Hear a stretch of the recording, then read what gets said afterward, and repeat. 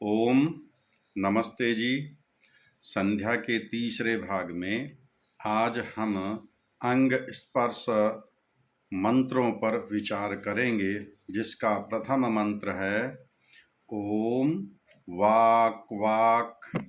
ये वाक क्या है? वाक वाणी के लिए प्रयोग किया गया है। मनुष्य के शरीर में एक एक अंग प्रत्यंग की अपनी अपनी उपयोगिता है, उत्कृष्टता है, लेकिन यह वाणी अत्यधिक महत्वपूर्ण है। इस वाणी के द्वारा ही हम अपने विचारों की अभिव्यक्ति करते हैं, हम अपने विचारों को दूसरों तक पहुंचाते हैं।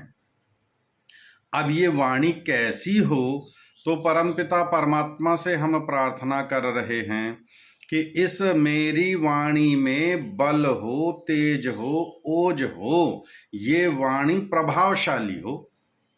एक व्यक्ति की वाणी ऐसी है, उसका किसी पर कोई प्रभाव ही नहीं पड़ता।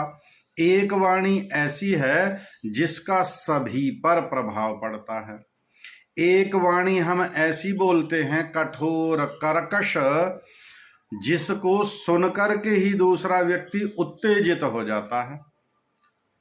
एक वाणी हम ऐसी बोलते हैं जिसको सुनकर दूसरा नम्रीभूत हो जाता है। किस प्रकार की वाणी चाहिए? कोयल का को देत है और कागा का से लेत, और मधुर वचन के कारणे और जग अपना कर लेत। और ऐसा ही परमपिता परमात्मा से हम प्रार्थना कर रहे हैं कि मेरी वाणी कैसी हो? शहद से भी मीठी वाणी हो, कठोर शब्द ना हो, कर्कश शब्द ना हो, और ये वाणी सत्य के द्वारा परिपूरित हो। इस वाणी में कोई मिथ्या प्रलाप ना हो, अनर्गल प्रलाप ना हो। तो संध्या में हम यही विचार करते हैं। प्रातःकाल हम संध्या करते हैं तो हम सायंकाल तक की प्रतिज्ञा करते हैं।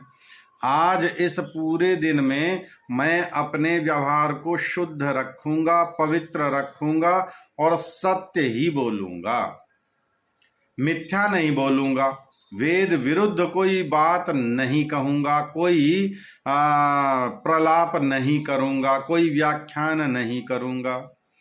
अपने धन के लिए, अपने यश के लिए, अपनी प्रसिद्धि के लिए हम प्रायः खूब मिथ्या भाषण करते हैं।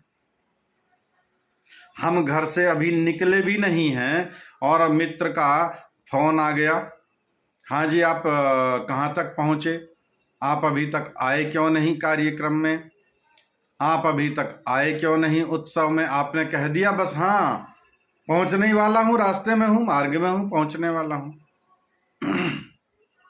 अभी तो घर से निकले ही नहीं है और बोल दिया झूठ। केवल 10 मिनट, 20 मिनट, आधा घंटा समय को बचाने के लिए।